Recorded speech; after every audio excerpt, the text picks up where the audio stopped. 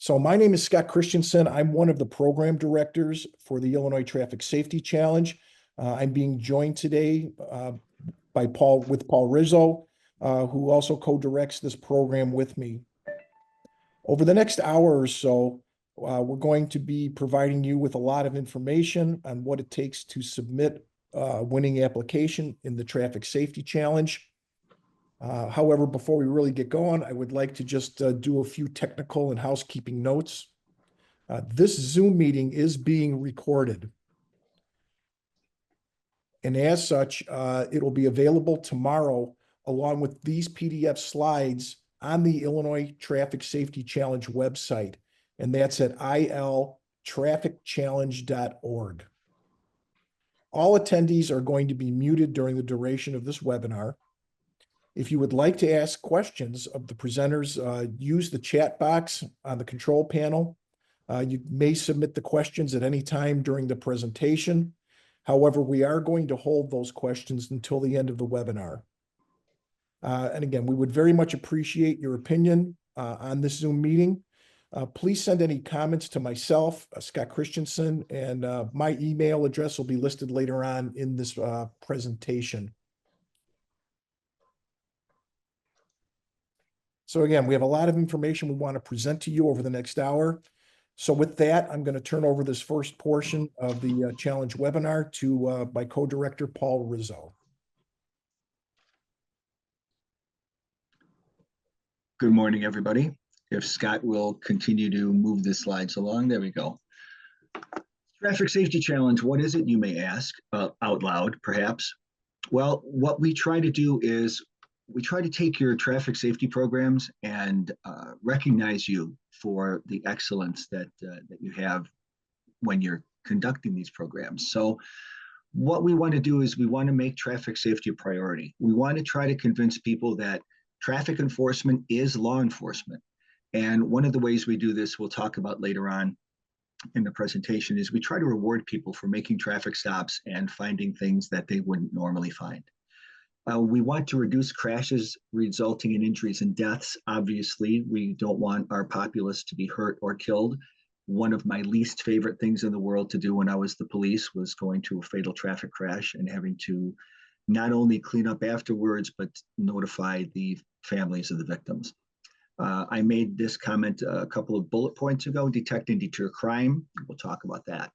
Engage with underserved populations. Many times, what we find is the populations in our jurisdictions or that travel through our communities from underserved populations are involved in more traffic-related incidents. So we want to try to reach out to the people who might not normally have any contact with us and try to find out what their issues are and how we can address those issues instead of just trying to figure it out on our own. Create safer communities. That kind of takes into account all of the bullet points that I mentioned above. Improve quality of life. If people aren't being killed and injured, that tends to improve their quality of life.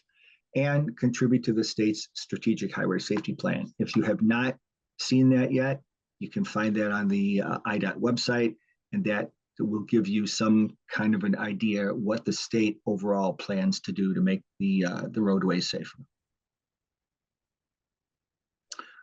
Who puts this all together? Well, we get a grant from IDOT that comes through NHTSA, comes from NHTSA. The Department of Transportation's Bureau of Safety Programs and Engineering, the people that Scott and I and all the other LEOs work for, the Traffic Committee from the Illinois Association of Chiefs of Police, and even more importantly, our corporate partners. Without our corporate partners, there would not be a traffic safety challenge. So when you see these people either in our breakfast program or in the presentation here, or if you happen to recognize or remember any of these people when you're out and about, maybe you're doing a bid or a purchase at the department, please try to do your best to patronize these guys, because without them, we wouldn't even be here. What are our priority areas? Well, the fatal four: occupant protection, speed awareness, distracted driving, and impaired driving. Not necessarily in that order, but those are the 4 things that the Traffic Safety Challenge tends to focus on. So what do we do? I mentioned at the beginning, we recognize excellence. We reward creativity, commitment to, and innovation in traffic safety. If you're coming up with novel and innovative ways to solve problems, we obviously would like to see that. We encourage you to develop a comprehensive traffic safety program. So we're not just looking at where is the place that I can go to write the most speeding tickets. We're looking at things like, what are your top crash intersections? What stretches of roadway are you getting most of your crashes? Do you have places within your jurisdiction or your community where you're getting a lot of problems, a lot of complaints? We provide a means to measure effectiveness. So if you write 25 or 30 DUI tickets in a period of time, but you're not making a difference in your crashes, or you're not making a difference in your citizen complaints, if you write a lot of speeding tickets, but you're not doing anything to lower the speeds on your roadways, we're trying to help you to get some sort of a sense of what are you doing, and is it achieving what you're asking it to achieve or expecting it to achieve. And again, we're going to come back to this over and over again. Traffic enforcement is law enforcement. Everybody wants to go out and catch the burglar or catch the armed robber, but bad guys drive cars. And those of you who are old enough, and there probably aren't very many of you out there anymore, but those of you who remember Buck Savage, he said bad guys drive cars. They don't walk down the street carrying bags full of jewelry or big screen TVs on their shoulders. They drive. And when they drive, they tend to ignore traffic law violations. So if they're not wearing their seatbelt, or if they're typing on their phone while they're driving, and they just happen to have a bucket load of dope in the back seat, if you stop them, you might just find that. So how do we do this? Who are you competing against? Well, we group you into agencies that are like size and type.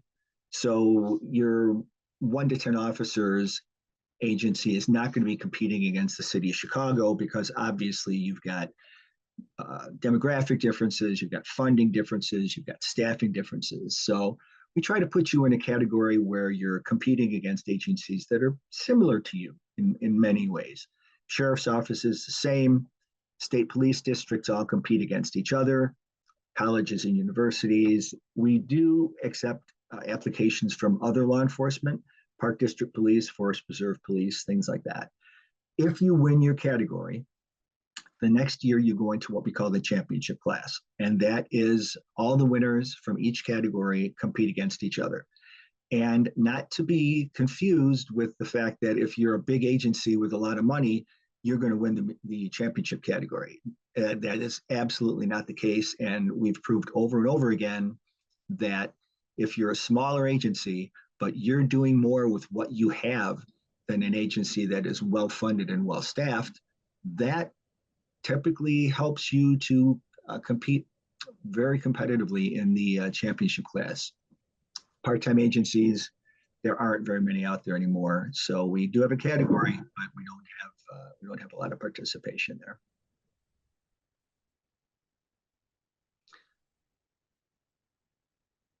Scott, you're the application guy. Yes, I am. So one of the things that you're going to be looking at for your application is that we do an online format for our application. This application consists of 7 judged areas that we look at, and what you can do and what we recommend people to do is, before you really start getting involved with the completion of your application, we really think you should go over to our website, take a look at the how-to guide. And what it does is it gives you information on how to complete your application in a way that will enhance its presentation to the judges who are looking at it. The 24-25 application is online. If you look at it on our website, you'll see basically a tab bar at the top, and you can see that there is a how-to guide. You can click right onto that. And then right next to that, you'll see you have the 2024 application. Additionally, like we mentioned that we're being recorded, or this is being recorded, and on the website, will be posted the PowerPoint, which in this case is last year's right now. You can see there, in addition to the Zoom presentation, which will be this one for your review. So you don't have to write like mad to try and get all this information down. It'll be there for you to take a look at. So like I said, you want to look at preparing your information ahead of time. You want to have all the information that you're going to use, and it's easier in that case to organize and put together your sections if you have all the information ready to go. Gather your information on the different initiatives that you see for the different categories for your agency that you conducted throughout the last year, and it's the calendar year that we're looking at. So the online application, if you're going to look at it and you're going to go there, you're going to go to a specific website that is managed by Tennessee Tech for us. And so what you can do, that location is listed at iltrafficsafety.org, and it'll be listed up there for you to see. And when you go there, you're going to see the application. This is the page you're going to see. So this is what it's going to look like. You'll click on the application, and you will need to create a username and a password to access the actual application.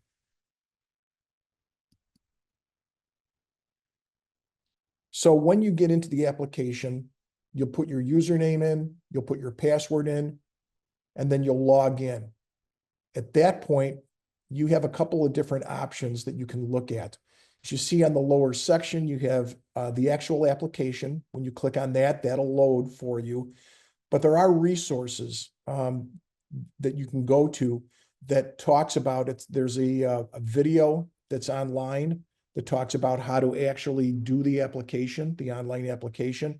And then there's FAQs all the way to the right for frequently asked questions that you have some answers to.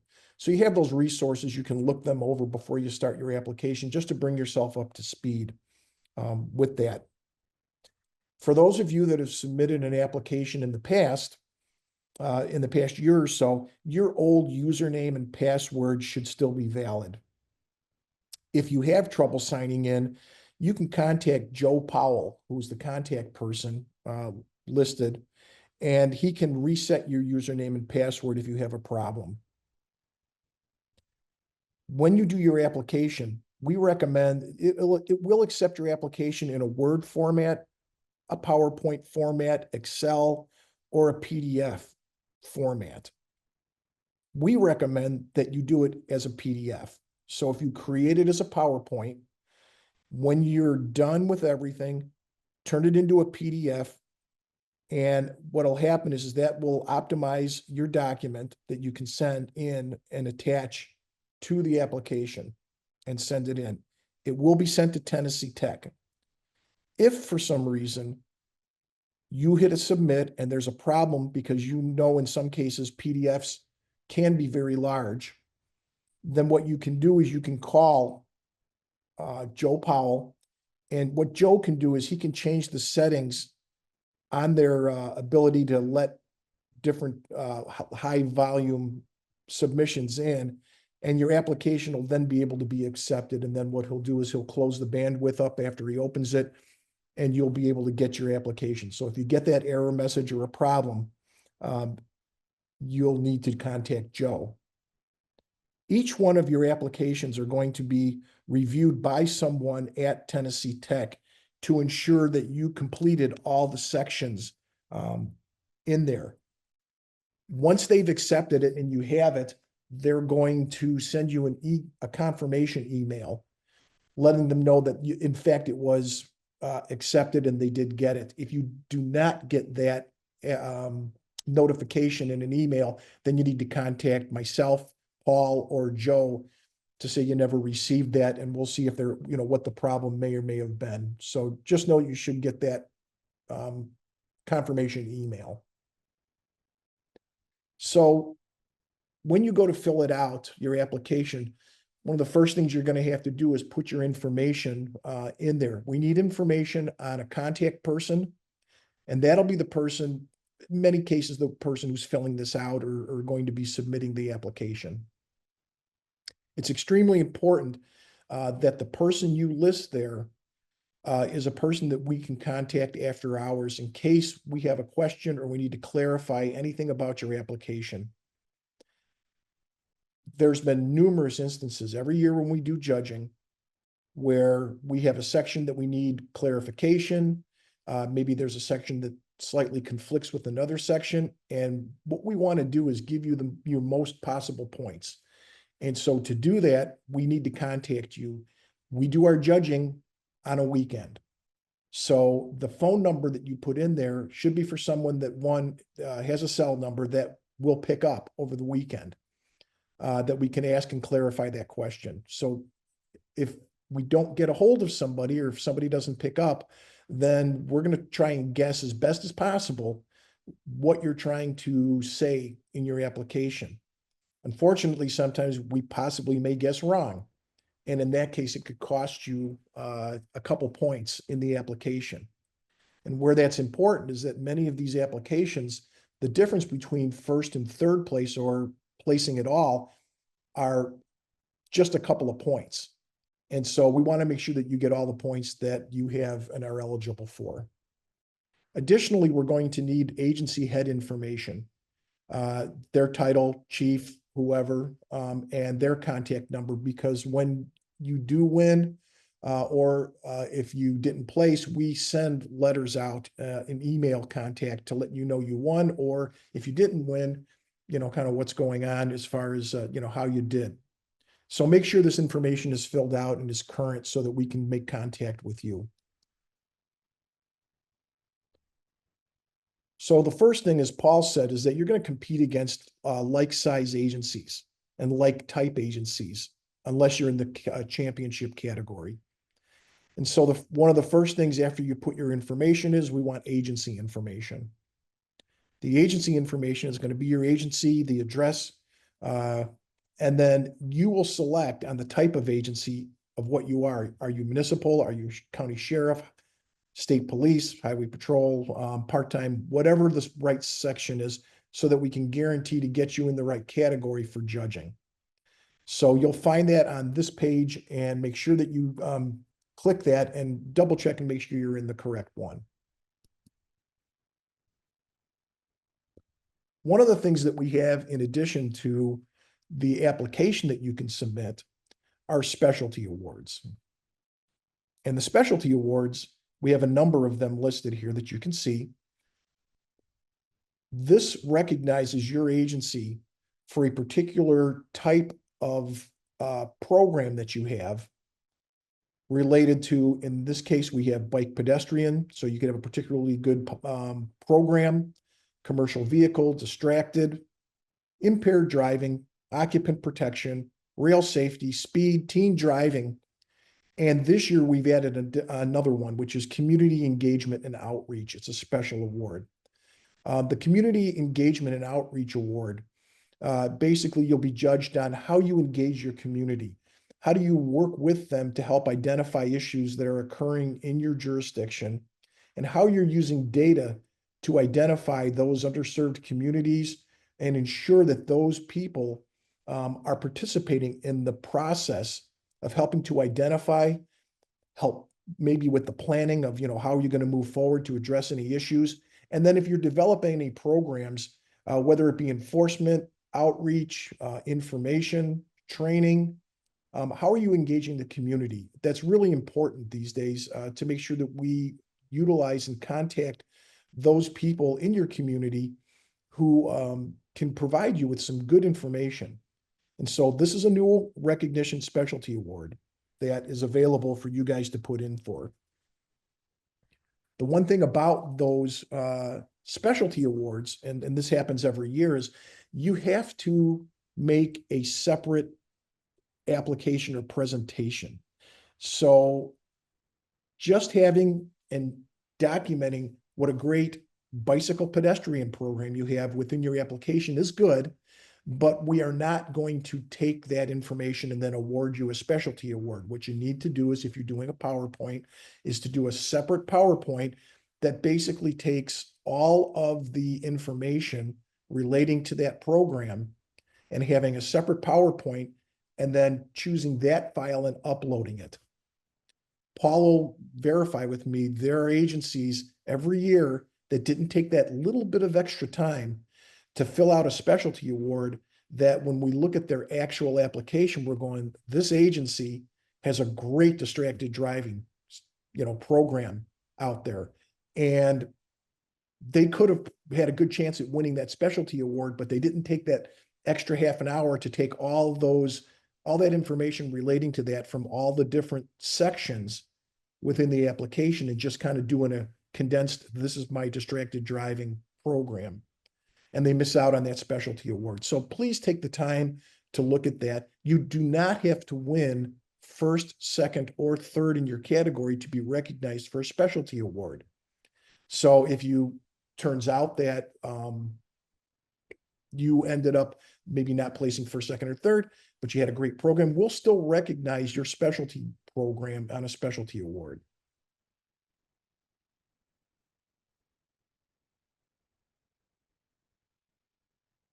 So the application priority areas are these.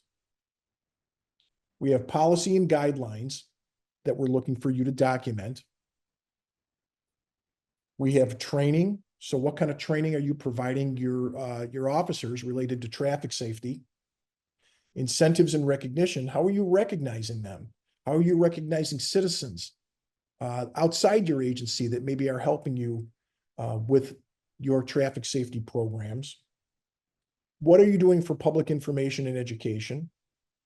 Enforcement. What kind of enforcement are you doing? Are you data driving that type of enforcement? Are you looking at your stats? Are you then coming up with programs to do that enforcement? And then how are you evaluating that enforcement effort? We're looking at effectiveness of efforts. So what were the results of that? So you went to go reduce speeds on a roadway.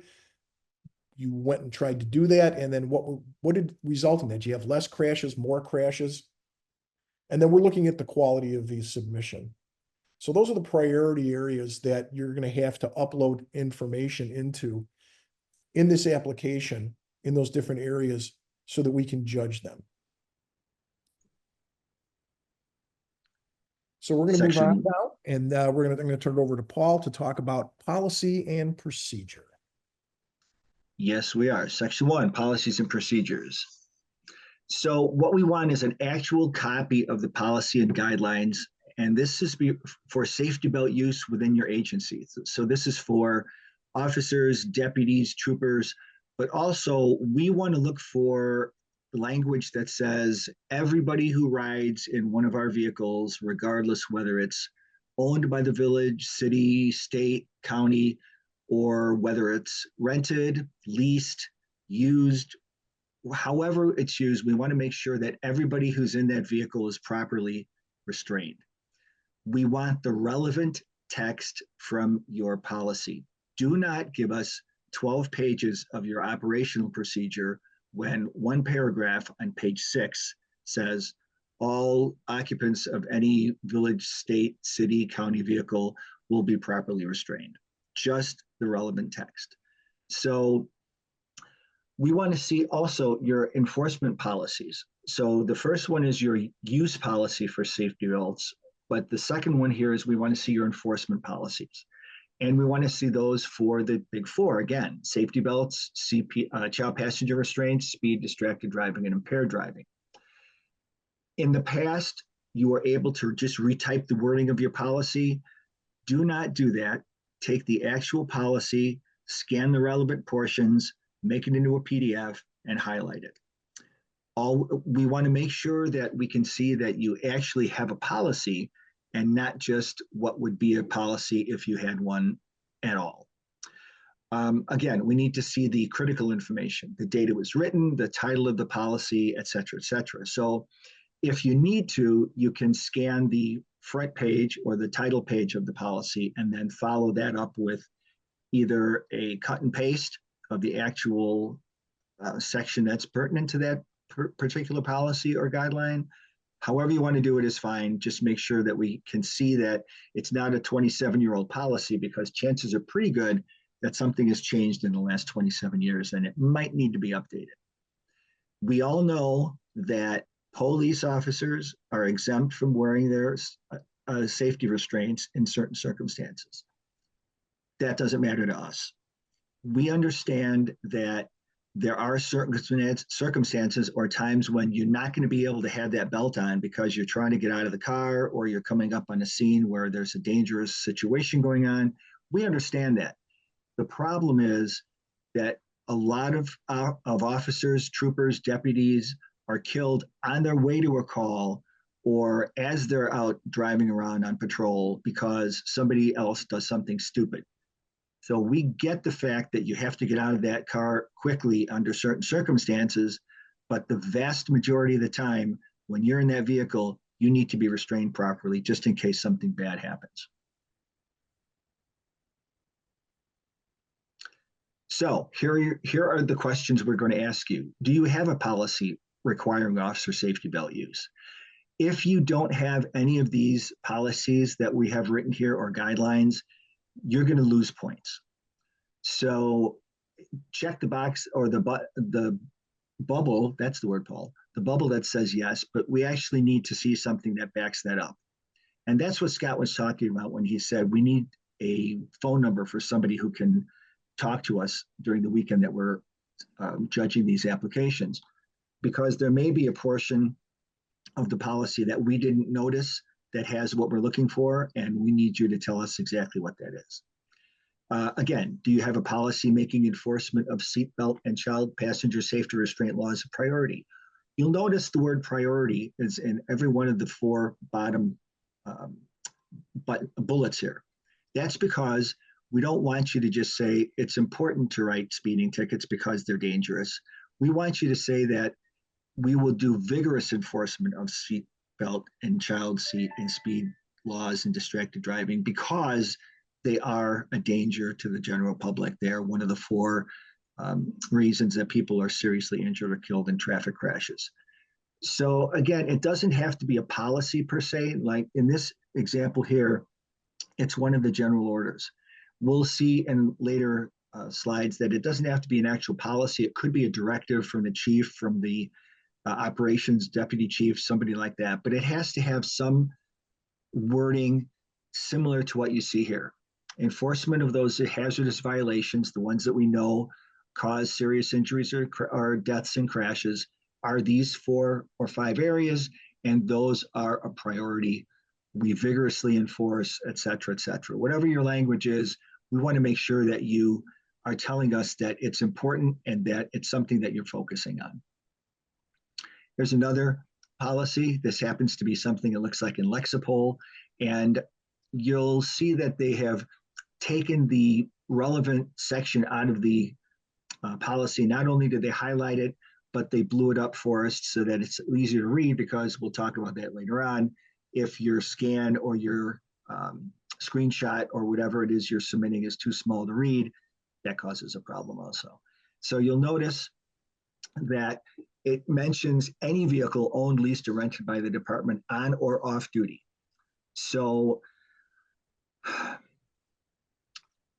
this is a very comprehensive policy because it mentions on or off duty.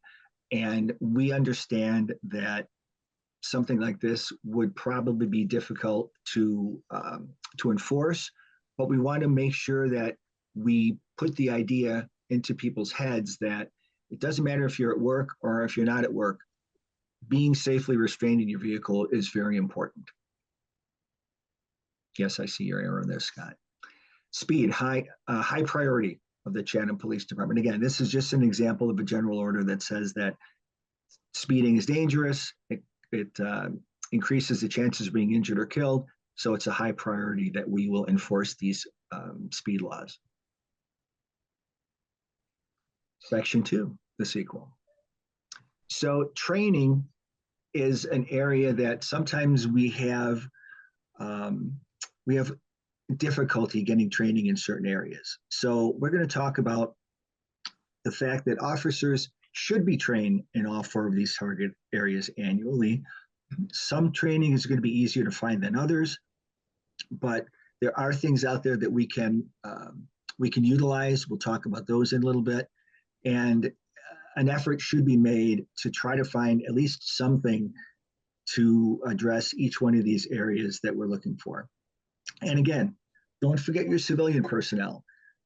Sworn officers, deputies, troopers are not the only people that are out there having an effect on traffic safety. Talk about your school crossing guards, your CSOs, your part-time employees. Everybody is involved in this effort to make things safer in your roadways. Other areas of training. Just because we're focusing on these 4 target areas does not mean that there aren't other areas of traffic safety that affect your jurisdiction, your community. There's truck enforcement, there's crash investigation, bike and rail safety. Do you do bike rodeos? Do you have a grade crossing in your area that you have issues at? Do you address those issues? Do you do anything about teen driving and things like that? Again, use your imagination. If you can, go to the website, the Traffic Safety Challenge website. There are examples of past applications that maybe you can take some ideas from. Drone training. Do you use your drone to take video of your fatal traffic crashes? Read interviews. You might not think that that's irrelevant to traffic safety. However, if you're interviewing people for fatal traffic crashes, you're actually interviewing people for a homicide. So that would be applicable to your officer training. Photography, pursuit training, safety town, all of these things that you might not necessarily think of as being traffic related. Take a look at your list of training that you do during the year, and then imagine how you might be able to use any one of those things to train your officers to improve your traffic safety.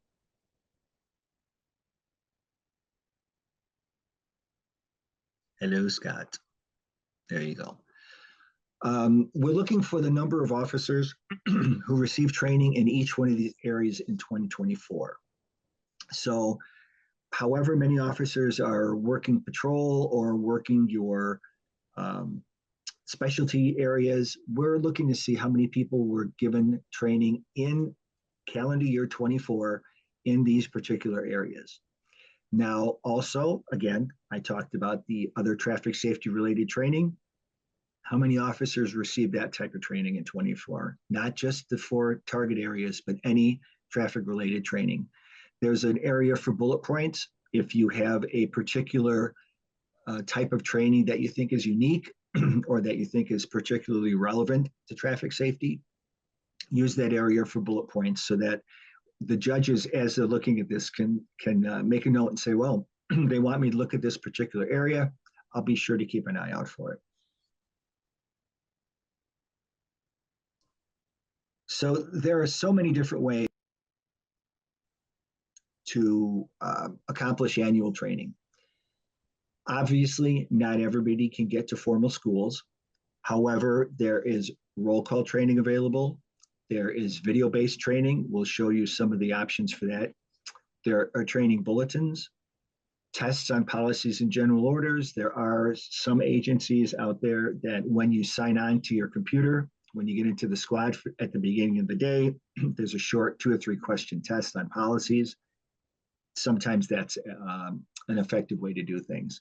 In-service training, do you have your own SFST instructors? Do you have anyone who's trained in radar or LiDAR use?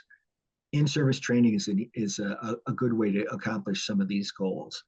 Computer-based training, do you have Lexipol? Do you have CourtSmart? Do you have any of these other subscription services that will test the officers or give the officers information on case law, on best practices? Recertification. Have you had anybody who has had prior training that got recertified in 2024? That also counts in your calendar year training. And then past training that can be relevant. So if 2 years ago you were trained as a child passenger safety tech and then you recertified this year, that would go into recertification, but also let us know that you've got these people that have had training in the past, but it's still relevant. If you've got a person who's a child passenger safety tech or a breath operator or a crash reconstructionist, but they received this training in 2010 and they haven't used it in the past 14 years, then that wouldn't be something that we would want to see. We want to make sure that if you've got past training, but you're still utilizing it, obviously, we want you to include that, because that shows that you're expanding your base of training and you've got more people available to accomplish the goals that you have.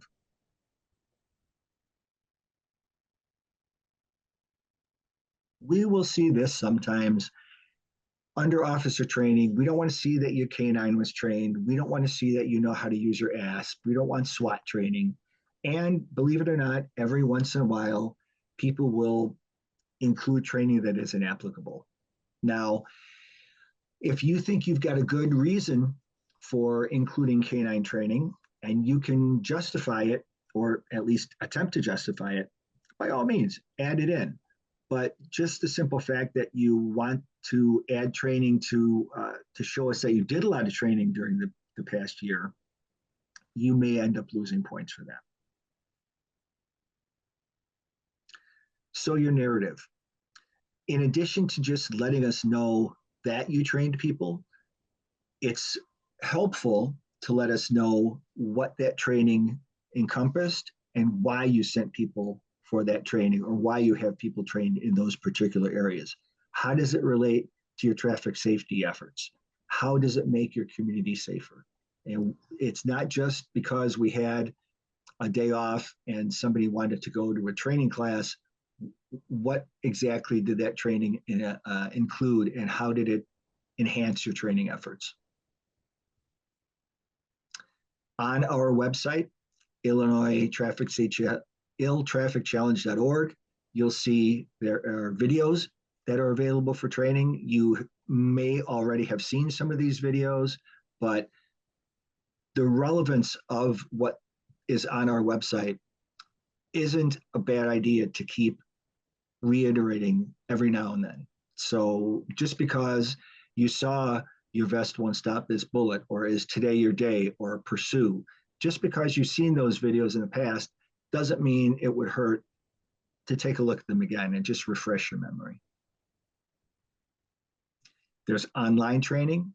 The Transportation Safety Institute has a lot of training. The link down at the bottom of the page, even though it's very long, it actually works. We tried it before we put the presentation together for this year. And there are a variety of courses. There are some that are one-day courses that you can just take a look at while you're sitting in your squad waiting for a call, or there are longer trainings that you can take and actually receive a certificate for. So you can set up a profile for yourself. You can keep track of what you've taken. You can check the calendar to see what's coming up. A lot of options available on TSI. There's online training. There may be training from vendors, as far as you'll see in the upper left-hand corner there, you've got intoximeters. Sometimes you can get training from your radar or LiDAR vendor, your PBT vendor. So there are a lot of different opportunities to receive training. Sometimes you have to go out and look for it, but if you do that, you may find that you've got some things that other people possibly haven't done, and that will help you in your scoring, because we like to see the initiative and the different training that might not be run of the mill, something that's just a little bit unusual. This is a new one for me. This is the Traffic Safety Resource Prosecutor website forum. If you don't belong to this, you're going to get a lot of email from the TSRPs. They send training out on case law. They send emails out on training. You see here, you've got the forum that lists upcoming training classes. A lot of information from the emails and also from this forum that you can use to not only provide your training, but to keep you updated on trends that are occurring, case law, all kinds of different information that you can use to enhance your traffic safety program. We like to see, because we're visual people, we like to see things in graphs, charts, matrices, things that aren't just a listing of here's what we did, here's how many people did it, and here's what it entailed. So it's easier for us to envision what happened and what you participated in if we can see something that has some sort of graphic characteristics to it.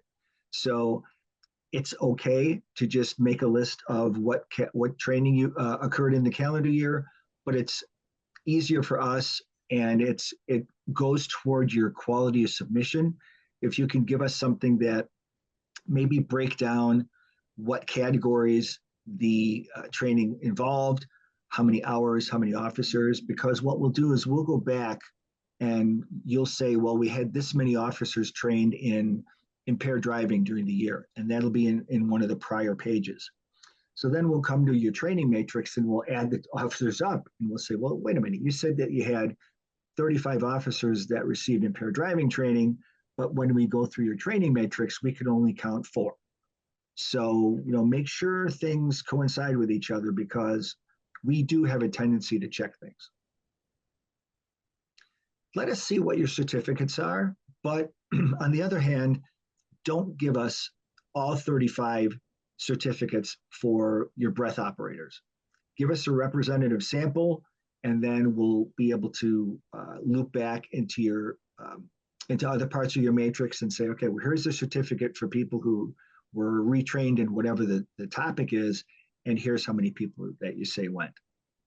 On the other hand, don't put one certificate on a page and include 35 pages. So, use a little bit of creativity, but also some common sense. White space is a killer. Don't leave too much white space, but on the other hand, don't leave too little. Make your scans big enough that we can read them, and make sure, and I'll probably cover this at a later time, but make sure that you've got a date that we can read, because we have seen cases in the past where people have included certificates that were not from the prior calendar year, and obviously you're going to lose points for that. Okay, we're going to move on to the next section, section 3. This is incentives and recognition. This section here is really important obviously for anybody who does a good job and you want to promote that type of traffic safety culture within your organization. You want to recognize those people that are doing a good job. And specifically, not necessarily just generally, there's a lot of options and things that we want to do to recognize people. And so we want to recognize them in obviously the anchor, different categories: occupant protection, speed, impaired and distracted. But then also, what other kind of recognition are you putting people in for? And we have also a saved by the belt, which is, or helmet, a recognition that's typically for non-law enforcement. It's for the people in your community that are involved in accidents or crashes, I should say, and end up, being saved by their belt or a helmet. So with these points, they're earned by agencies, and you reward your officers for doing a good job. Those citizens who practice safe driving. Those incentives are letting your agency know, as I said, and then also the community know that you recognize and appreciate the work that they've done as far as wearing and complying with laws, and support what efforts the officers are doing. So every year, what we're looking at is that, again, like Paul said, this isn't toasters for tickets. It's not, necessarily who wrote the most. You can have people who are involved in community outreach for these, for speed and a combination. But you want to recognize people who are doing a particularly good job with helping out and doing efforts in the areas of speed, impaired driving, occupant protection. So you can do that in a number of different ways. You can do it through a certificate, like you see here, these examples for these departments. But you can also, they can be recognized throughout the year and or at the end of the year around now. You'll look at what the officers have done, and then you can recognize them either with a certificate or maybe the command staff chief puts out an email recognizing officers who did a particularly good job with traffic safety during the year. You would use that email, cut and paste it, and you would put that in the application to say, look, we're recognizing them. We don't do certificates, but we do recognize that. It goes out to all the officers. You can do it by the month, quarter, doesn't matter. As long as you're recognizing people for that. If you investigate crashes, you should find and be recognizing people for Saved by the Belt. The Saved by the Belt award can be done in a couple of different ways. The first way is that the state, BSPE and IDOT, has a recognition program in place to recognize citizens and officers with this award. They get a real nice certificate suitable for framing.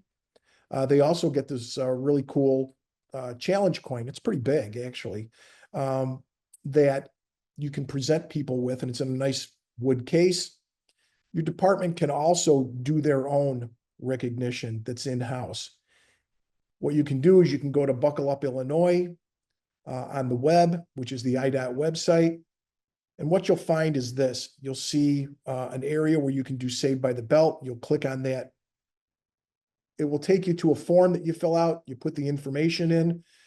It's all done electronically. It then is emailed to IDOT. And once they receive it, they will then pretty quickly will be able to send you that certificate and that recognition coin. Now you can use that to present to people as far as recognition at a village board meeting, in your lobby at the police department.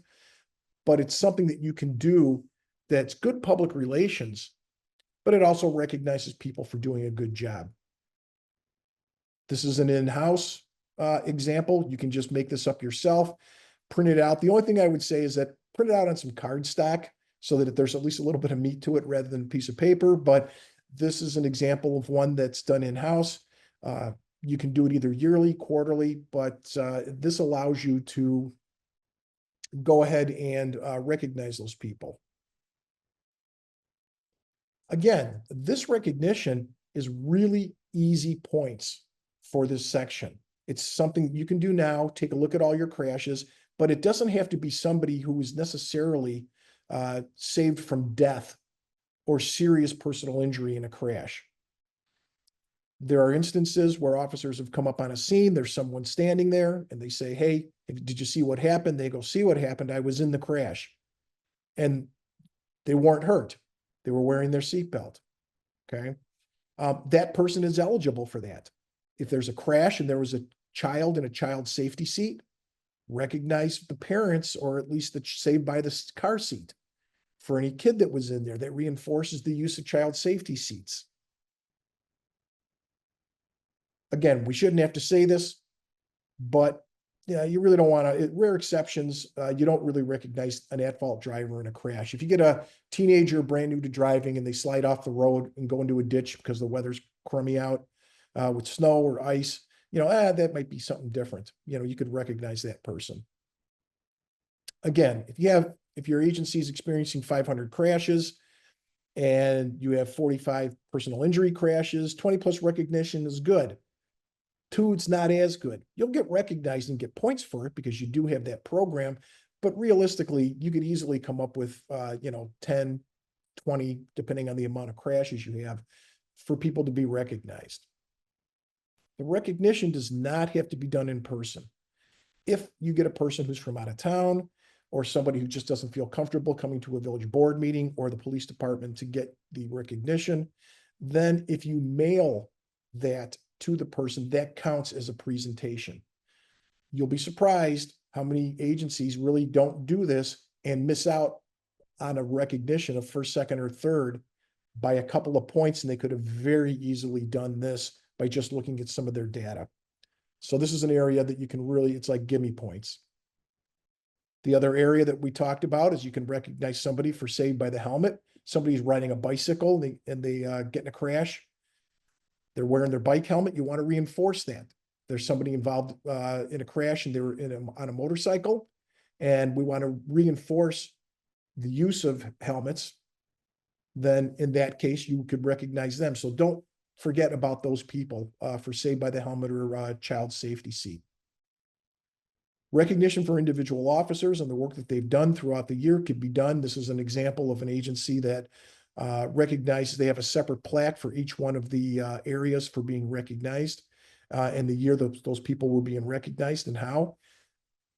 You also have agencies that have one plaque that has across the top the 4 main areas, and they just recognize an officer every year. It's visual, it's hung up in the station so other officers can see it. The officers a lot of times will say, I don't care. I don't really care if my name's up there. But if they ever do find out that they got recognized, they're the first people that'll be saying, hey, when's my name going to go up on that plaque? So it's a good reinforcement for the agency to say, hey, look, as an agency, we're committed to traffic safety and recognizing you for the good work that you've done. Don't forget about other agencies that have traffic safety recognition. You have ITEA, you have Operation Lifesaver, they recognize people. You have MAD with MAD Heroes Award, and AIM.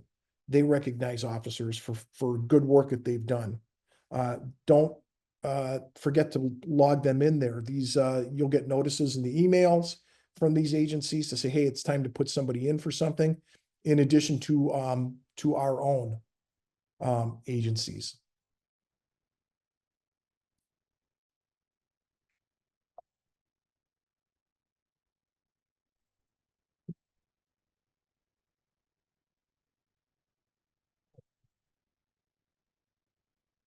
AIM has a PIN recognition program for impaired driving. And probably most of you are aware of this, but just in case you aren't, these are pins that, and they'll get stickers for cars. Officers, this recognizes officers for impaired driving arrests that they've made over their career. Currently, it's set up as January 1st, 2001. This has been around for a long time. They may update that or not, but you can go to the AIM website, and if you do your own internal data and find how many arrests your officers have made, this is a nice recognition for them. They can get a pin. If the agency allows it, they can wear it on their uniform. But it's just another recognition for officers for impaired driving. AIM has a DRE of the Year award that you can put somebody in for. So if you know somebody who's a drug recognition expert in Illinois, you can go to their website and have somebody put in an application for someone you think is deserving. They have the criteria for that. You're also looking at the Midwest Center for Traffic Safety. They also do one to recognize the DRE. So there's a number of opportunities to recognize people for their work, and in this case, for impaired driving work that they've done. Recognizing citizen recognition. I don't know if you're aware of this or not, but AIM has this drunk busters recognition program. If a citizen calls in an impaired driver and that person is subsequently stopped and arrested for impaired driving, you can put them in for a recognition. In Cook County, it's just a recognition with a certificate, but outside of Cook County, I believe that there are instances where AIM can recognize people with a monetary amount of money they can send them. But don't forget about this. If you do have that, make sure that if you do have a citizen call in, make an effort on your part to try and identify who that citizen was and see if they, would be okay with you putting them in for this recognition.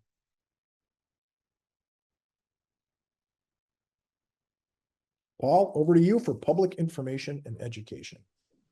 All righty then. So public information and education, this is a a large part of your application. And this is where you're going to either get a lot or lose a lot of points. So the first page here, bullet points. Again, if you want the judges to look for anything in particular that you think might be unusual or extra inventive or innovative, let the judges know here, and they'll be on the alert to look for those particular items. So this is everything you did on the non-enforcement side. So we want a written narrative, but we also want a lot of pictures. So give us things that you've done, safety fairs.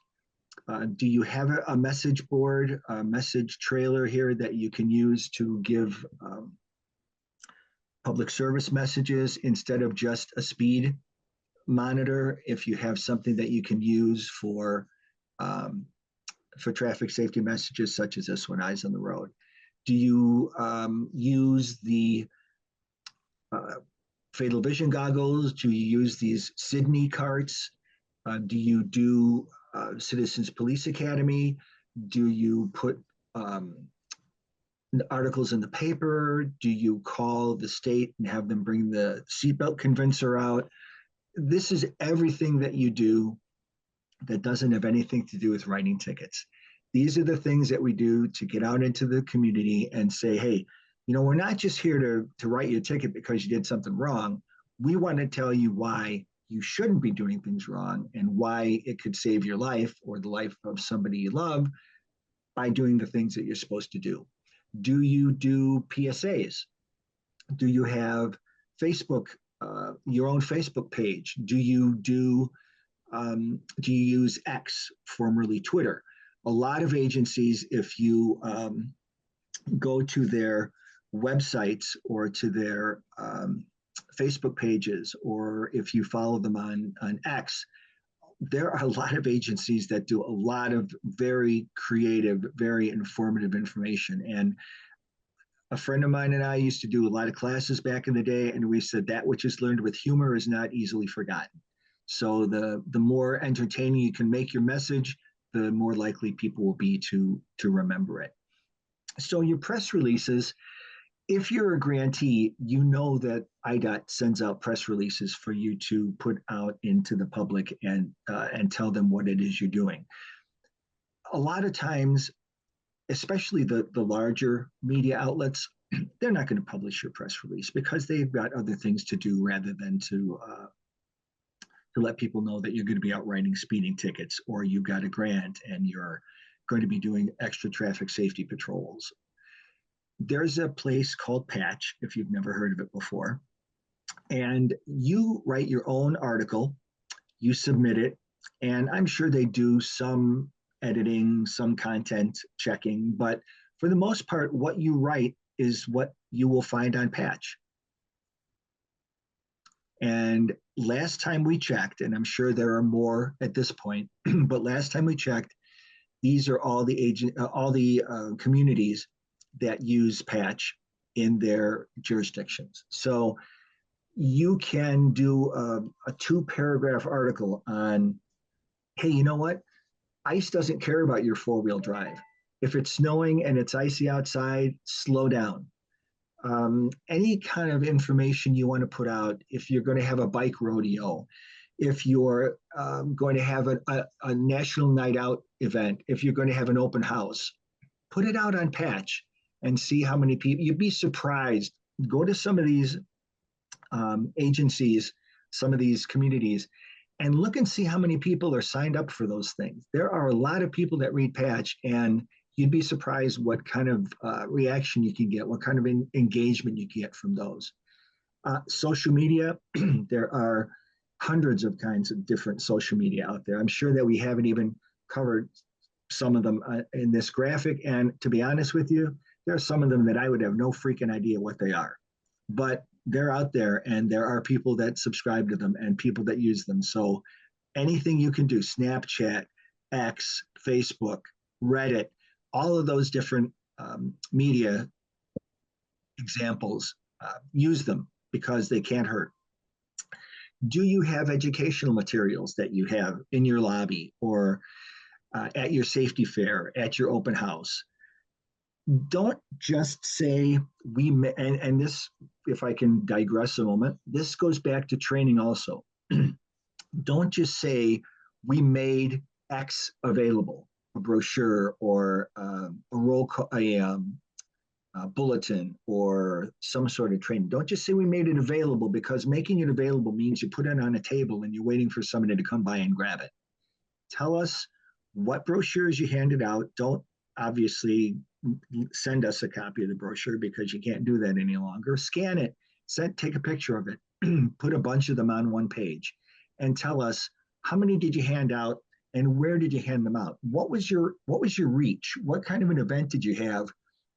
And what material did you hand out during that event that had some relevance, instead of just saying, well, we've got a rack in our lobby and we fill it up every once in a while. Because you can't imagine how many agencies I go to that are my grantees that have information in their brochure rack that's out of date. So be sure you let us know what you're handing out and how many and where you're doing it at. You can do city proclamations. You can do, as I mentioned, your PSAs. You can do giveaways. There was a time, I don't know if they still do it or not, where 7-Eleven would give out coupons for free Slurpees, where you would stand on the corner of one of your intersections, and if you saw somebody wearing their seatbelt, or if you saw a child in a restraint, a proper restraint, or if a kid rode by on a bicycle, and instead of giving them a ticket because they're actually doing what they're supposed to do, you gave them a certificate for a free Slurpee, or this instance on the right hand side of the screen there, Smarties candies. Anything you can do to make a positive impact on people and encourage them to do what it is they're supposed to do in the first place. Do you have businesses or agencies or other people in your town that have electronic message boards? Can you talk to them and say, hey, can you put up a message for me for click it or ticket? Or you drink and drive, you lose. Can you put up a traffic safety message for me? Every time they put that up, run out, grab a picture. Be sure you put that in your application also. In the lower left-hand corner there, you'll see Algonquin, that's one of their Nixle notifications, if you're familiar with Nixle. Kind of like X, kind of like a service that gives you updated information as far as activities or instances that are incidents that are going on. The one in the lower left-hand corner there, traffic congestion. So people know, don't go on Route 62 during Founders Days because you're going to get aggravated. So avoid the area. That helps with your traffic safety. Every now and then we have banners we can give away. If you see that in the lower right-hand corner, we will send out emails, and we will get a handful of these from the home office down in Springfield. They're reasonably sturdy, and you can mount them on almost anything, on a fence, on a couple of posts, and you can put these out during these campaigns, these drive sober, get pulled over, click it or ticket, drop it and drive, things like that. Again, anything that you can think of that doesn't have to do specifically with writing people tickets or arresting people, include it. Snowmobile safety course, the sheriff's office there in the lower left-hand corner, and the DNR, they give snowmobile safety courses. So obviously that has something to do with safety. It's not on necessarily a roadway, but it's a motorized vehicle, and people do get hurt and killed on them. So again, things that you do that let the public know that these are the things that they're supposed to be doing. The Fatal 4, serious injuries and fatalities, remind people that you don't want to give them tickets. You want them to do the right thing because it will help save their lives. If you want to use media or use things that have already been developed, and you run into a roadblock and you can't come up with something on your own, trafficsafetymarketing.gov has some type of media for just about every campaign that NHTSA and IDOT sponsor, and a lot of campaigns that you've never heard of before. So there is media, there is print, there is video, there is a lot of different formats of information that you can find on traffic safety marketing that you can use on your Facebook page. You can hand it out at events. You can put it on in your village newsletter. A lot of different things that you wouldn't even normally think of. So that's a lot. That's a very good resource for creative things that other people might not necessarily be aware of. So Scott said we have a new category this year. This is the public participation and engagement. So specific to your particular area, this is a way to get input from areas that wouldn't normally be have a focus, that would have possibly an unusual amount of activity where people are getting hurt, people are getting killed, you're getting a lot of complaints. So rather than just assuming that we know what it is that these areas need, what these populations are looking for, this allows you to contact members of these communities, members of these census tracts, as we're trying to narrow it down here, and they will be able to tell you exactly what's going on in their areas and what they would like to see, which makes your efforts much more effective. So we're going to ask you, what have you done to do in this area? What have you done to raise awareness of traffic safety? That could be enforcement, that could be public information and education. Do you encourage your community to participate in the problem identification? If you have a crash at a certain intersection, or if you have a stretch of roadway that seems to be a problem area, maybe the people who live there, or maybe the people who use that intersection or that stretch of roadway, maybe they have some insight into what the problem is, because you're not there all the time. You're there for 8, 10, 12 hours of a shift, once or twice a week, possibly. These people live there all the time, drive through that area all the time. They may have insights for you that you don't have because you're not there to see things under different weather conditions, different times of day, different circumstances. So are you engaged? Are you educating the public about the highway safety plan and what the state hopes to accomplish? What local programs are there in the community? Do you provide opportunities for people to make suggestions and to help give you information and give you insights into what can be done to improve the state's highway safety plan? Can you tell us how you've provided opportunities for input from the community when you develop your traffic safety plan?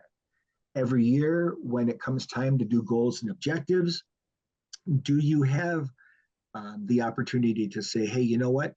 We have these intersections that we're experiencing a lot of crashes in.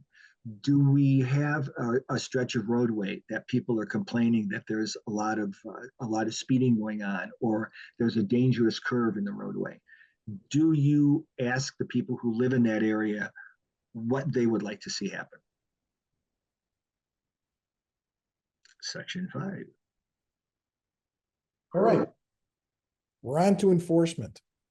So one of the things that we want to help you understand is that this isn't about who writes the most tickets, who makes the most DUI arrests get the most points. What we want to see is what we're looking for is we're asking for information. We want to see trends and that your agency has a commitment to this component of traffic safety within your community.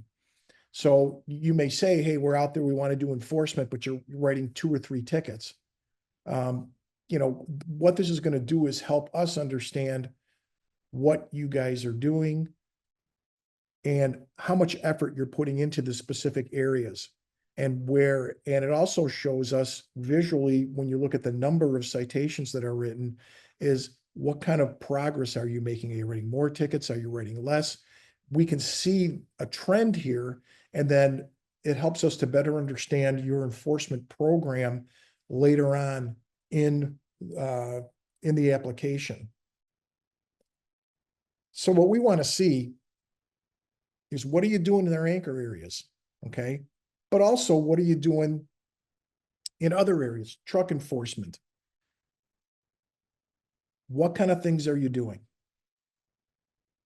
We are looking to see that you are doing an evidence-based, data-driven approach to your enforcement aspects in traffic safety. What we want to do is have you go out there. Are you participating in those national campaigns that we all know? Click it or ticket, drive sober, get pulled over, buzz driving. We have a lot of national programs that NHTSA puts on, and there are other programs at a state level that you could be involved in. What you want to do is you want to include any special enforcement efforts that you're doing. Are you going out there and do you have a problem with people running stop signs? So what special enforcement efforts are you guys involved in at your jurisdiction or within your jurisdiction that they might not necessarily be one of the fatal 4, but show us how you got that information. How did you develop that data? How did you then apply that data to your enforcement efforts? And then what were the results? So on an annual basis, you want to sit back and you want to look at, are you doing roadside safety checks? Are you regularly, yearly looking at your top 5 or 10 crash locations to determine, one, are your efforts that you're doing having an impact? What other circumstances or things that are involved in the area that have affected the crashes that you're experiencing? Maybe you got a new shopping center that put in, a new subdivision. But are you looking at that kind of data to see, okay, is this a problem that could potentially occur that we have to address? How are you data driving what you're doing? And you want to explain the process that why did you select the area? How are you addressing the issues?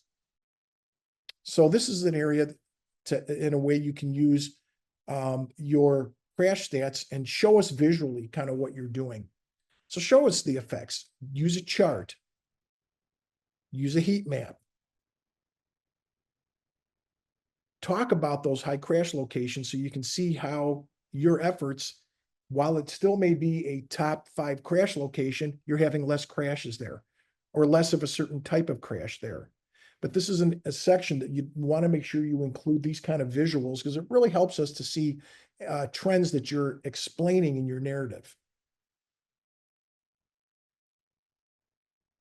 A picture is worth 1,000 words. Like Paul said, if you're out there doing seatbelt enforcement, take a picture of it. We can see what you're doing. Show us examples. Now, one of the things, again, if you did some enforcement and you forgot to take a photograph of it, if you took a picture and it was fuzzy, it wasn't really a good picture quality that you thought it was going to be when you finally look at it now 6 months later, you can go out, as long as you did that activity, go ahead and mock up a picture visually and show us what you're doing currently for it. Even though you're doing it now in 2025, it's a representation of what you did during the year that you talked about in your narrative. But a picture helps us to better understand what you're doing.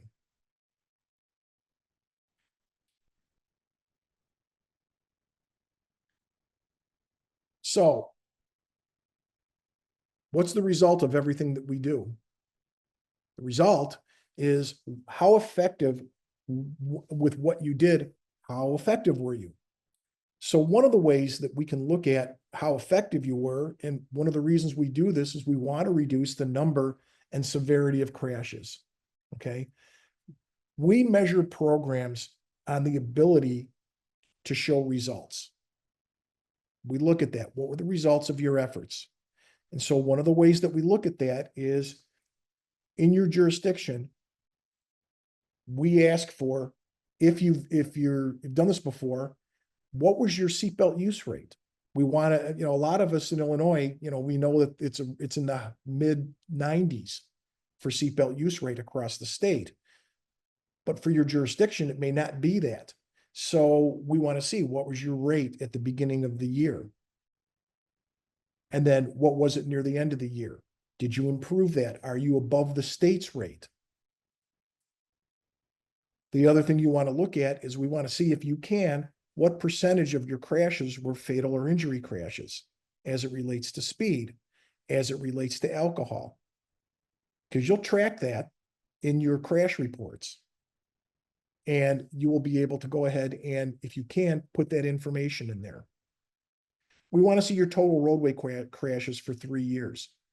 How are your programs, whether they're public information and education, training, how is this coming together?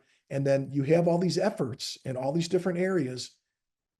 How did it impact the number and severity of crashes?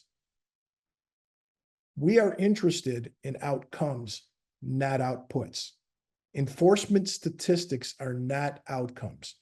We went out and wrote 500 tickets. That's an output. What was the outcome of that? So you want to explain in the effectiveness section of how your efforts, you found a roadway where you identified the speeds, people are doing 15 over the normal speed limit on a regular basis. So you went and did some enforcement there. You did some community outreach. And as a result of that, the average speed on that section of roadway has now been reduced to the speed limit or something closer. So we want to see what the outcome was of your efforts for all of these anchor sections. Explain what you were trying to accomplish, okay? And what have you accomplished? Did you reduce the speed? Did you lower the crashes? Did you increase the seatbelt use rate? You could end up having the same amount of crashes that your agency experienced year over year, but if there was a reduction in the type of injuries that you experienced, that's a win.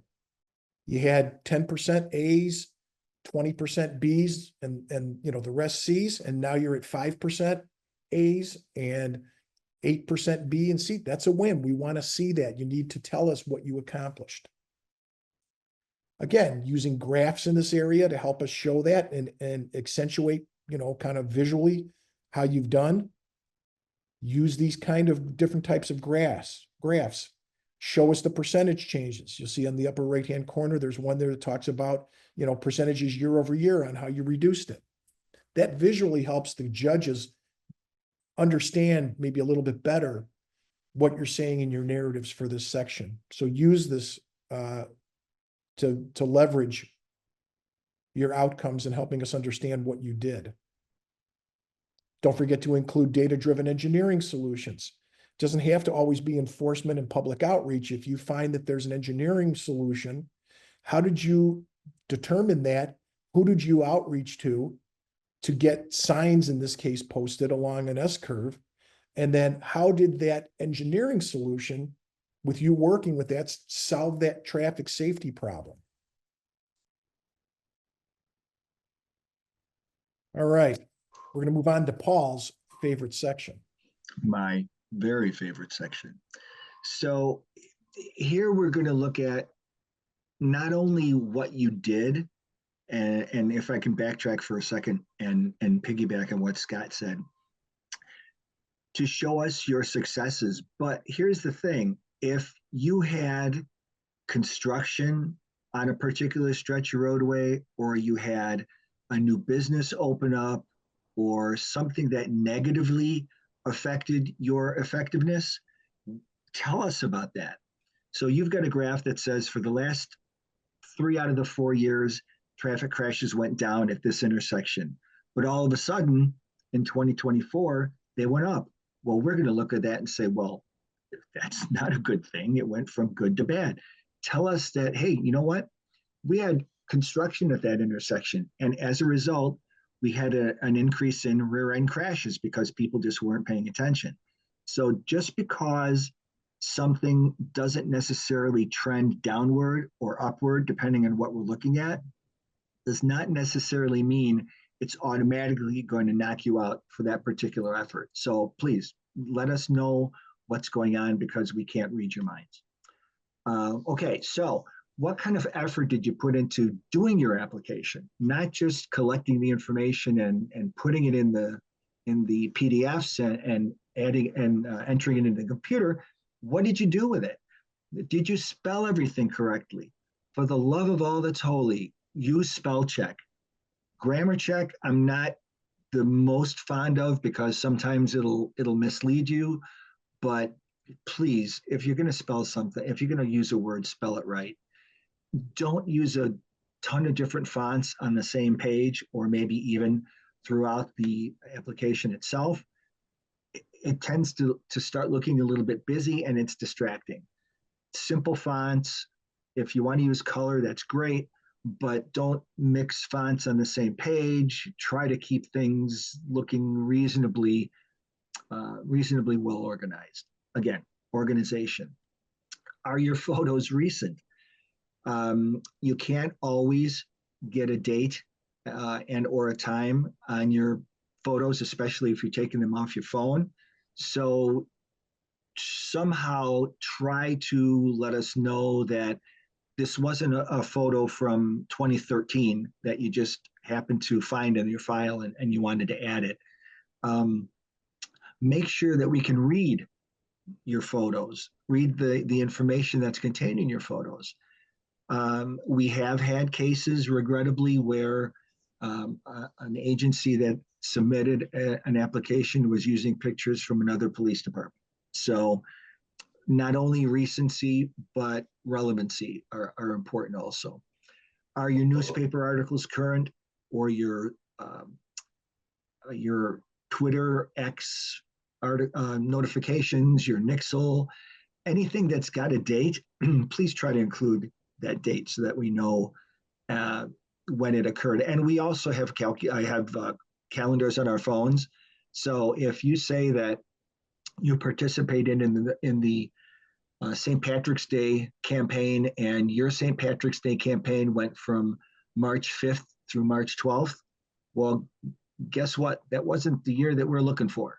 So please make sure that whatever you're going to be including in your application is current and relevant. I talked about white space before, too much, too little. It's really a matter of personal taste, I guess, but don't cram too much into a page and don't leave too much room on a page that you could have included other information.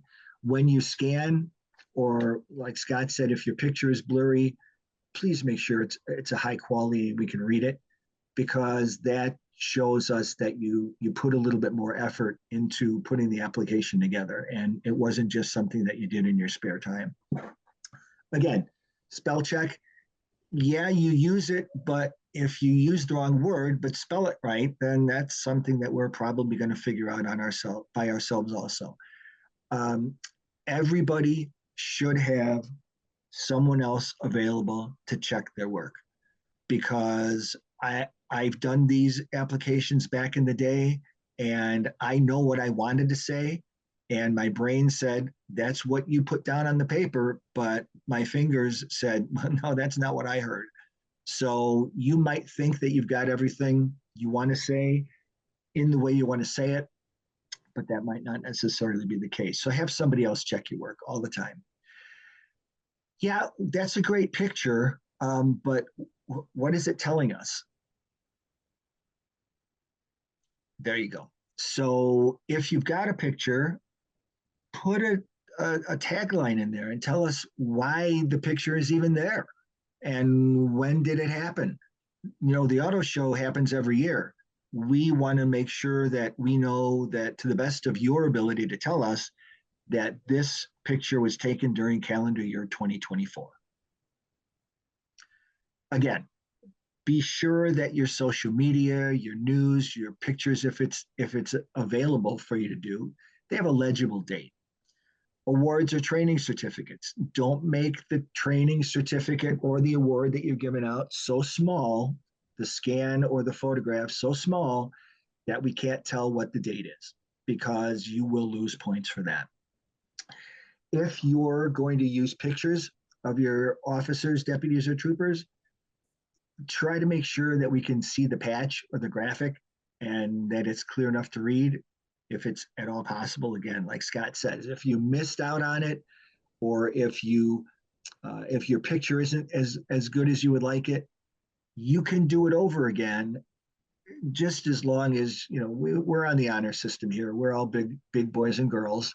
Make sure that it's something that actually happened and you're just recreating it because you didn't get to document it properly the first time. When you take your pictures, or when you do your screen grabs, or when you scan your documents, make them into PDF files, because if you use PowerPoint, or if you use Word to do your document, or Excel, I love to use Excel for graphs, and then you just get rid of all the extraneous boxes. If you don't make things into a PDF and you put it into your application, you upload it in your application, your formatting may get totally messed up. So put it in a PDF that locks your formatting in, locks your fonts in, locks all your editing, so that we're sure that we see what you want us to see. And again, I can't say it often enough, don't put too much or too little on a page. Do some judicious use of spacing and the format that they have available.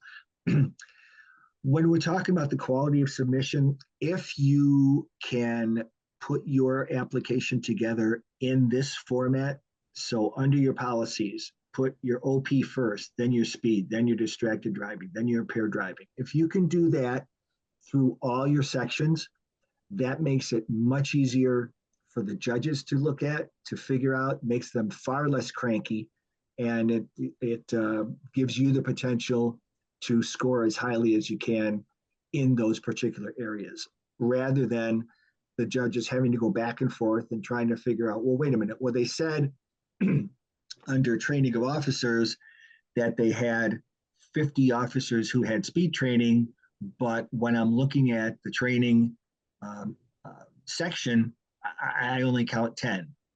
But I had to go back into policies and guidelines and page through the entire thing to see where they said that they had these officers trained. So if you can do it in this order, that just makes things easier for the judges. Do your information gathering ahead of time. Putting your application together now is going to be a lot more difficult than if you had started to do things in January, February, March of last year, started to gather the information from the prior year. Note to yourself, we're having this event coming up. Make sure that I get a picture. If you use files, make a file for all of the different areas that you want to document. And if you have a news article, or if you do a screen grab, it could be a paper file or it could be an electronic file, but put things in order that you can go back later on and say, okay, I know that I've got all my PI&E information in this folder. I've got my training in this folder, and you don't have to go around and look for it. Make friends with the people in records, because that's where you're going to get a lot of the information that you need. Quality means more than quantity. The first slide here said we don't want a book of spells. It doesn't have to be a 160-page application. It could be a 60-page application, as long as what you have listed in there is quality. I guess I'm moving along. Thank you. What are you doing over there, Scott? Just put it back. Okay, thank you. Review a sample application if you can. We've got some on the website. Narrative summaries, if you have an attachment, if you have something that is graphic in nature, tell us what you want us to understand from that. Again, like I said, if you've got a situation where you've got what looks like it might be a negative outcome, be sure you tell us in a narrative of some sort what we should be looking for.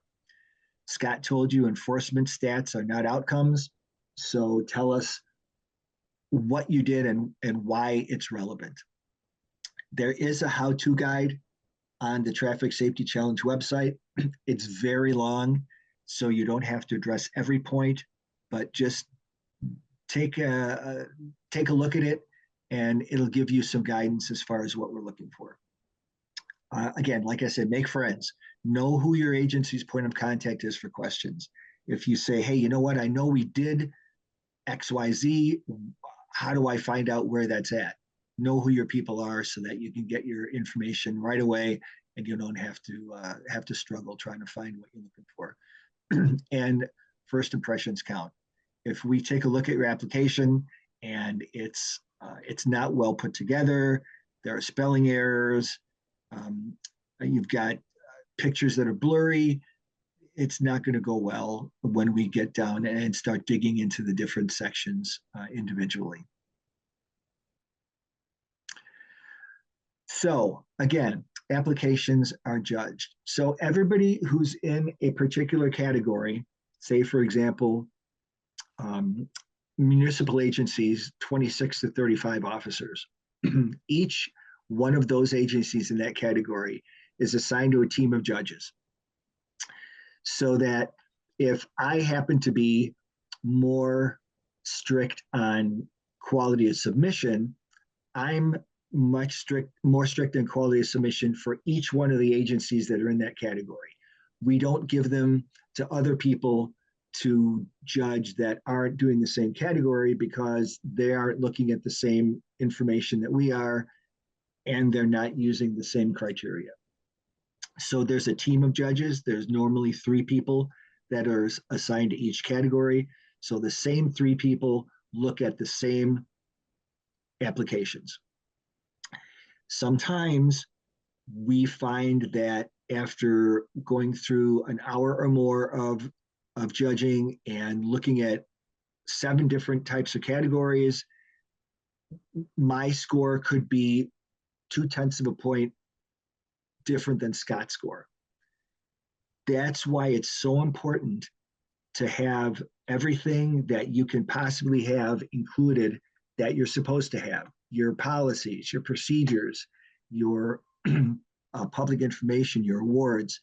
If you miss 1 or 2 of the things that you're supposed to be looking for, that could mean the difference between winning your category, placing 3rd in your category, or not placing in your category at all.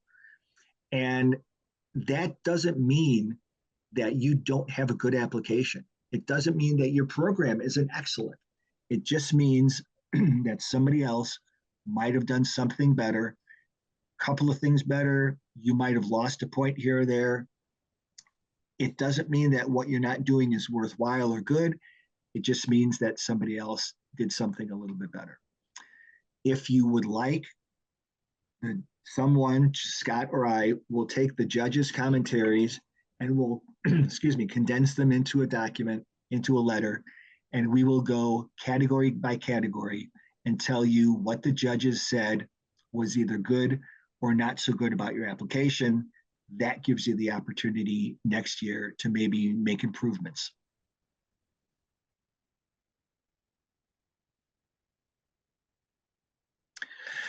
If you win, what happens? What's the big deal? I put in all this work. What do I get out of it? Well, if you win the category, you are invited to the breakfast, and you are given an award. Well, top 3 people are given awards.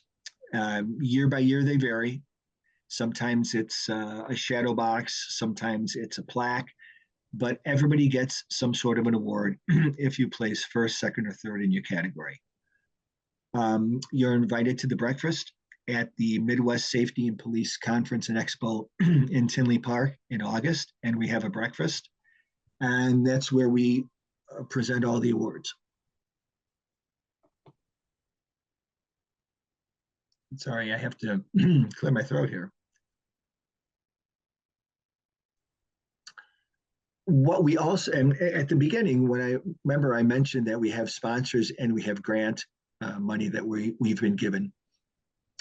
We try to give away as much equipment and training and information to you as possible to help you to improve your traffic safety enforcement efforts and education efforts and effectiveness.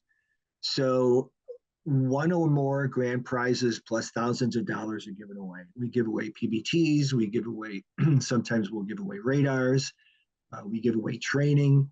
Last year, the grand prize winner got an equipment package that included a light bar, a push bumper, interior prisoner cage, an arbitrator 360 video system. We just don't give you the car. We give you everything that you need to equip a squad for your use. It's not a rental, it's not a loan, it's not a lease, it's yours to keep. Whatever you get at the breakfast is yours to keep.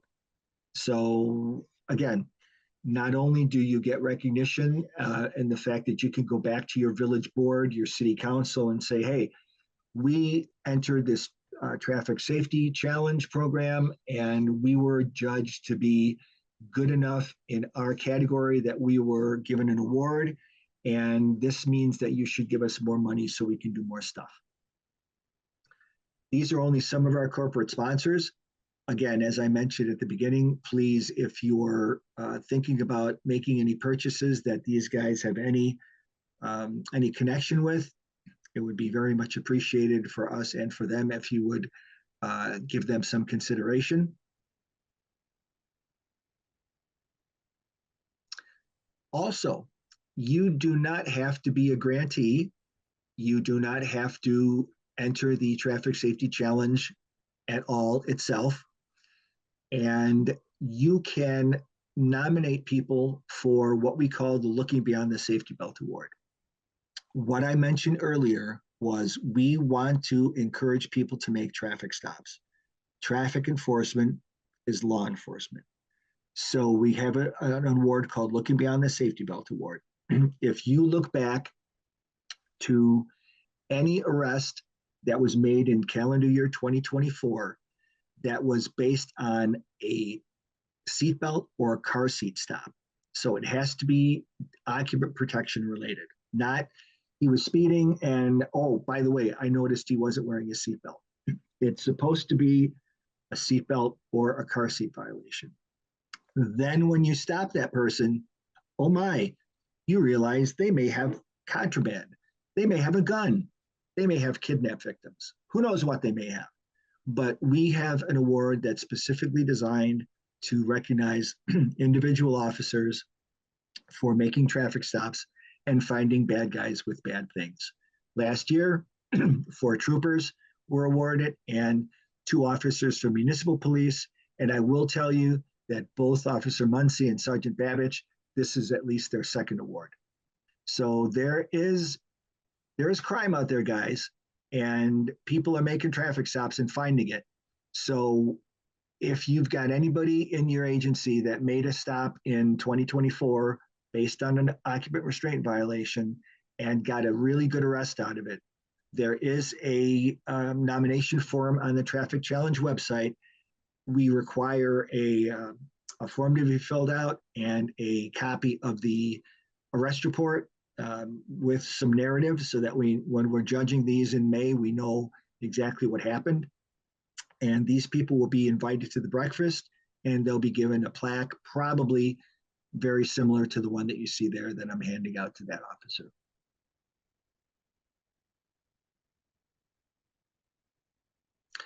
If you are aware of a police personnel, a civilian, a state's attorney, a judge, a legislator who you feel has gone above and beyond their everyday efforts to make our roadways safer. We have something called the Highway Safety Leadership Award. Now, this is not somebody who is strictly assigned to a traffic unit and they did a dozen years riding a motorcycle and writing tickets. This isn't somebody who developed a one traffic safety program because they were assigned by the chief. This is somebody who has dedicated a large portion of their careers to innovative, comprehensive efforts to make traffic safety an important part of their careers or their lives. We have something that we call the Highway Safety Leadership Award. This is also available on the Illinois Traffic Challenge website. If you think you have somebody that might be eligible for this award, give either Scott or me a call, and we'll kind of guide you along. There's no reason to fill this out if the person that you're thinking of doesn't really meet the qualifications that we're looking for. But there is this opportunity, and we look for, especially look for people outside of police work. One year we gave an award to one of the legislators downstate because he was very instrumental in having several statutes passed and approved over his career. So it doesn't have to be the police. Could be a state's attorney, could be a judge, could be somebody in the community, somebody who goes above and beyond to try to make traffic safety more effective for everybody. Here's our website. There are, on the right-hand side, under the gold sponsors, there's a long list of items on the right-hand side that you can click on. In addition to the application link, there's the Looking Beyond the Safety Belt Award, the Highway Safety Leadership Award. There are other things there that will help you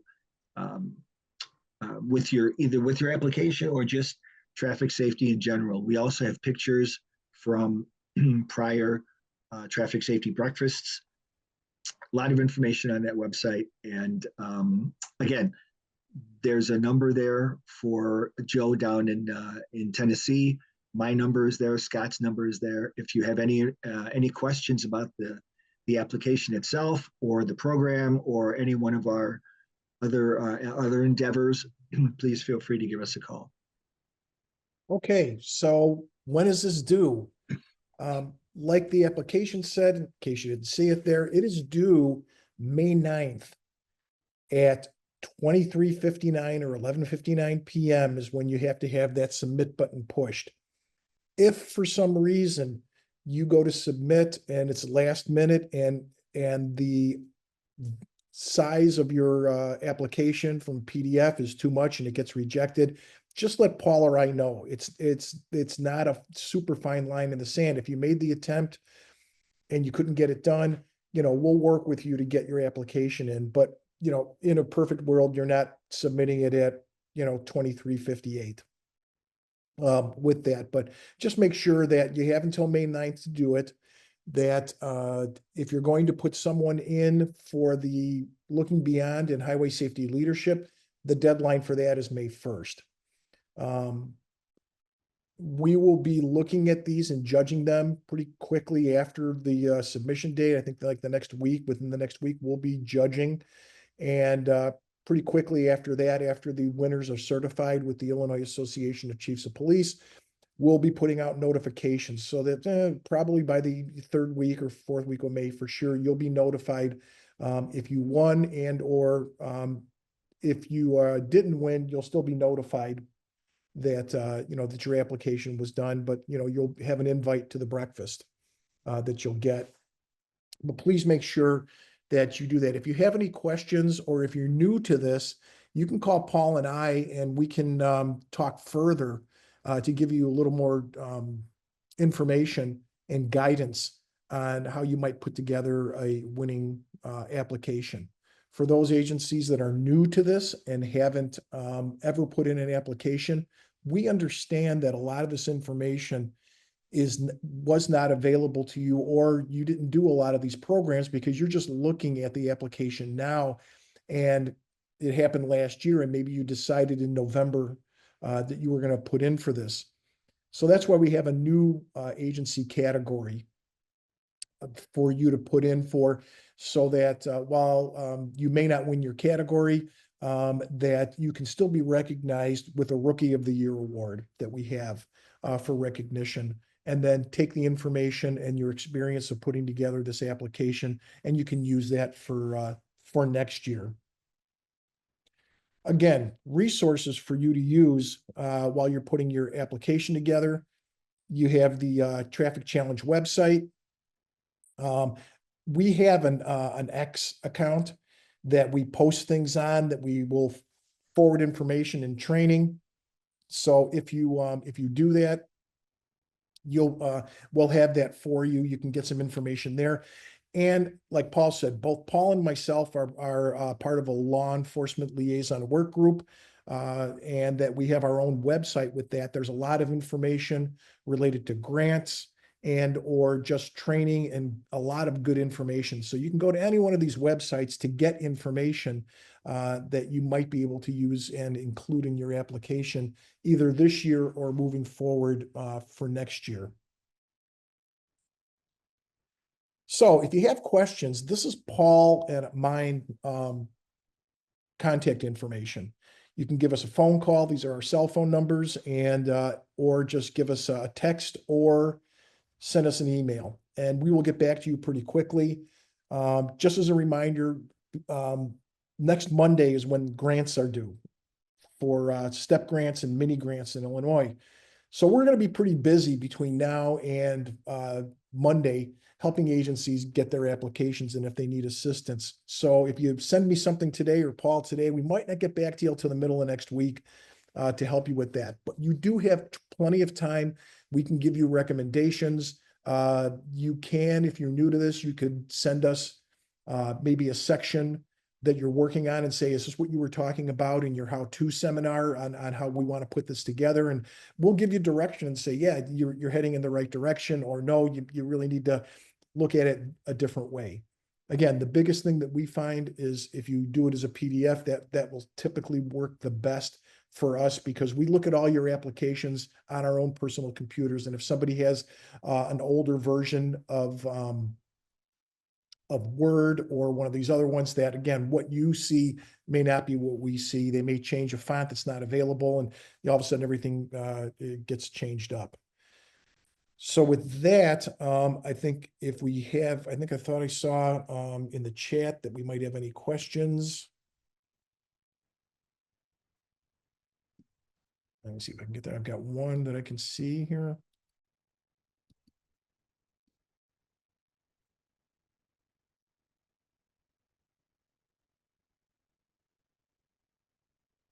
All right. I have one here saying that you haven't you submitted before, like 10 years ago, but then now would you qualify for rookie? The answer is yes. You would qualify for rookie. It's something with that far out as far as being able to qualify for Rookie of the Year. That is a question. I got another question here that regarding how do you count officers as far as when you're looking at putting you in a category. So we look at total sworn officers, and that's what puts you in your category. But then when we look at how many officers, we also ask how many officers are actually on the street that have the ability to do enforcement. And so we'll ask for that number. Now, if you have let's say a sergeant or a lieutenant that has the ability to go out and write tickets, but they choose to camp out on station for most of their shift, and don't have the ability, you still have to count those people as people that would be able to go out on the street. Detectives, no. If they're only going out to work a grant like once or twice a year, you don't have to count them. The only other question that we have here is, if you have part-time officers. So if you have part-time officers, there is a ratio that you need to use. The ratio is 4 officers. For every 4 part-time officers, that counts as 1 full-time officers with that.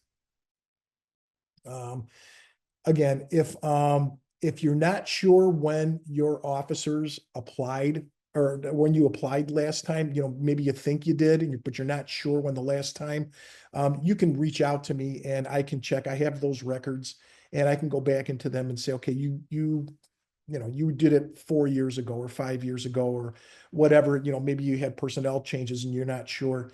I can confirm that. I have those records. And so if it's something that's, again, like 10 years, we'll consider that, a long enough time that you could be considered for rookie with that. Looking here, do we have any more?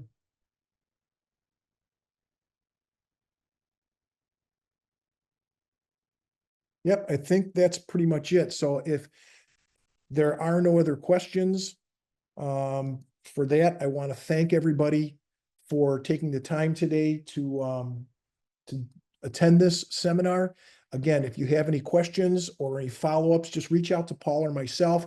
We certainly would like to see you take part in this, and we want to definitely recognize everybody for their efforts on what you've done in traffic safety. It's very important to the Illinois Association Chiefs of Police, to the IDOT and BSPE, and to help support the State Highway Safety Plan. So again, thank you for everything you've done for this past year, and I look forward to seeing your applications.